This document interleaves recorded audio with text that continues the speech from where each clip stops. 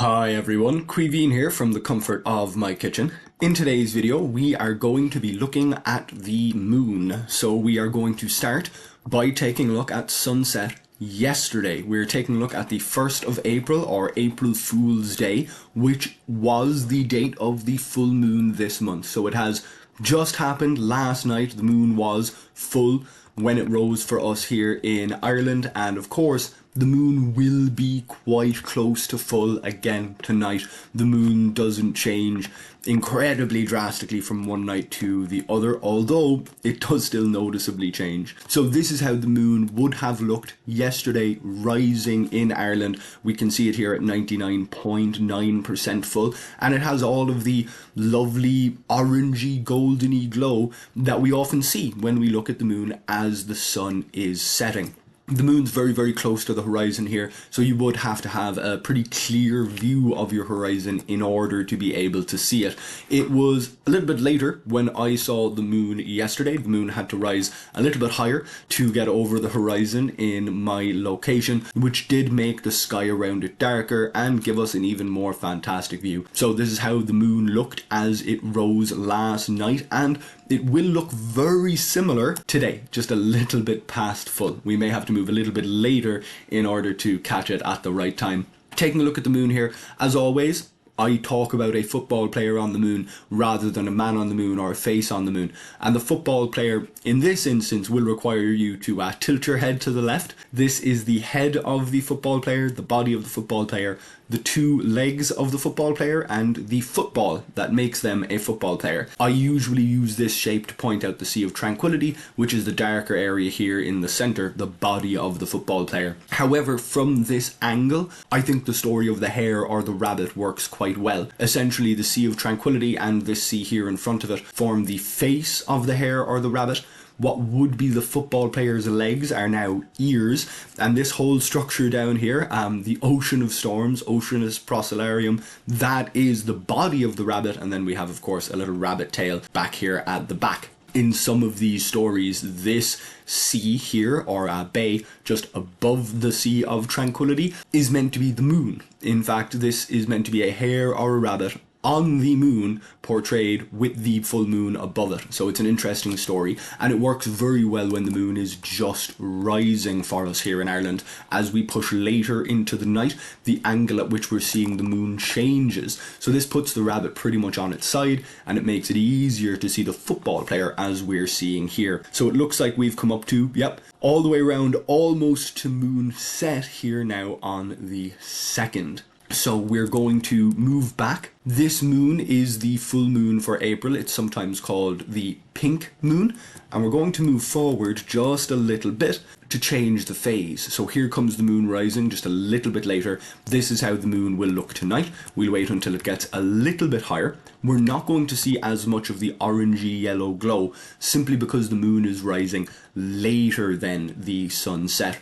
And we can see this slight difference along the top here. This little bit of shadow, a little bit of extra cratering visible here, because the moon is only 99.1% full. So it is still 99% full. It is still largely full, mostly full. However, it's not 100% full for us here in Ireland. And in fact, as we follow the moon here from sunset on the 1st into sunrise on the 2nd, we can see that the moon isn't 100% full for us at all. We're only seeing 99% full from here in Ireland. This full moon is important or special or particular in a couple of ways. This is the first full moon that we're having after the equinox. So, of course, if we get rid of our ground and atmosphere and just take a look at the moon here, we're seeing it here full on the 1st of April. If we go back to the 20th, back to the date of the equinox, we'll see the moon is practically new. So from the date of the equinox moving forward, this on the 1st is the first full moon that we're going to run into. This is the full moon that decides the date of Easter in Christian calendars. So this first full moon is the first full moon after the date of the equinox. The very next Sunday after that is Easter. So moving forward to the next Sunday after that, that brings us here to the 5th, and that is the date of Easter this year. On other years it varies because it's based on a lunar calendar. So of course on other years you can have a full moon pretty much the day after.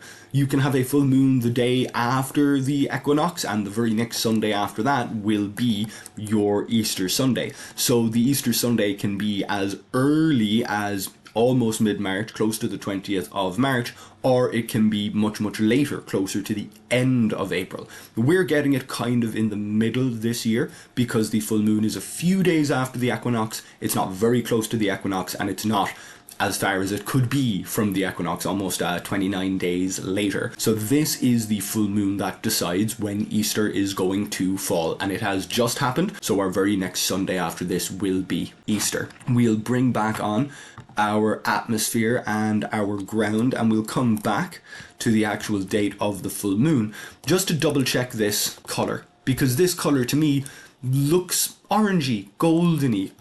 I might say salmon if I was pushed, but I certainly wouldn't say pink, which is odd because this is the pink moon. Many full moons during the year have nicknames: the salmon moon, the frost moon, the worm moon, and this moon's nickname is the pink moon. And of course the moon doesn't look pink. The moon, when it is the pink moon, it doesn't look pink.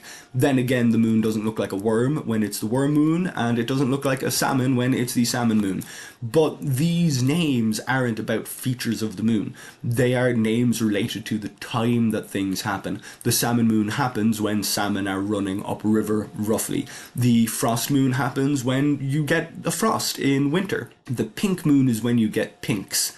And pinks are a type of flower. They're a flower that looks pink, in the same way that oranges look orange and violets look violet. And in the exact same way, we get our word pink from the flower pinks. The same way we get our word orange from the fruit orange, and we get our word violet from the flowers violets. We get our word pink from the plant pink. So this is the pink moon, named after pinks, the flower, before it even had a strong association with pink, the colour, potentially around the same time. The names that we give to the full moons come from Native American stories, and those Native American stories are filtered through almanacs into the English language, and this was done very long ago in the 18 and 1900s. So of course, the Native American tribes that originally named this moon after the time of year when ground phlox is in season, they wouldn't have called those flowers pinks. They didn't speak English, so they would have used their own native language term. So the name is of course translated, and in the English language, certainly by the 19th century, pink was a colour that people recognised and called pink with the word pink. But of course, things would have been different when America was first being colonised and these names were first picked up and brought into the English language and back to Europe. Another very important thing about this particular full moon is it's the full moon that Artemis are heading towards. Almost, not quite, because the Artemis mission is a mission to the moon, and it was launched on the 1st of April, essentially launched at the full moon. But the Artemis 2 mission is going to orbit the Earth twice, then travel through space for about 4 days before it finally reaches the moon. I would normally say lunar orbit, but the Artemis 2 mission is not orbiting the moon. We have gone to the moon before, and in this particular instance, we are going to the moon. We're not landing on it, and we're also not orbiting it. So here's the Earth and the moon, not too far apart compared to so many other things in our solar system. With the first missions that orbited the moon, Apollo 8, Apollo 10, these missions orbited the Earth, left Earth's gravity, went to the moon, orbited it, and in orbiting it they were trapped by the moon's gravity. They then had to burn fuel, they had to use their engines to break free of the moon's gravity and make it home again. That is not what Artemis 2 is doing. Artemis 2 is going to orbit the Earth about twice, so it is still in Earth orbit now, even though it launched yesterday from the date of posting. The Artemis 2 mission is going to orbit the Earth, then it is going to break free of Earth's gravity, and it is going to go to the moon. The moon's gravity will influence it, cause it to come around, and the Artemis 2 mission will have enough velocity after that maneuver to travel straight back towards the Earth, no extra fuel needed. This is called a free return trajectory, and it is something we've done once before in an emergency with Apollo 13. The Apollo 13 mission was intended to land on the moon, get caught by its gravity. But on the way to the moon, quite close to the moon, a little closer to the moon than it was to the Earth, there was an issue. A part of the control system broke, and so the astronauts could not safely land on the moon. Rather than slowing down and getting caught in lunar gravity, they made a course correction and allowed the moon's gravity to slingshot them back to the Earth without them having to burn any more fuel, which is cheaper. If we can pull this off, if we can deliberately get the Artemis 2 mission to go to the moon, slingshot around it and come back again without wasting the extra fuel to escape from the moon's gravity, that makes it cheaper. And that's one of the things that the Artemis 2 mission is doing. It is not only sending people back towards the moon, around the moon, not actually on the moon, not for Artemis 2, but not only are we finally sending people back to the moon, we are testing out going to the moon in this different way, which should be more efficient, which should be better for future missions to the moon. And of course, if Artemis 2 is successful, there will be Artemis 3, which is intended to land on the moon. And of course, we're all very hopeful that Artemis 2 will be successful. So that is a little bit about our full moon yesterday, colour, and the Artemis 2 mission. So I hope that you get a chance to see the still 99% full moon that is coming up in, just a few hours time. I hope you get a chance to see that. If you do, I hope you notice the Sea of Tranquility, whether you see a rabbit on the moon or a man on the moon or a face on the moon.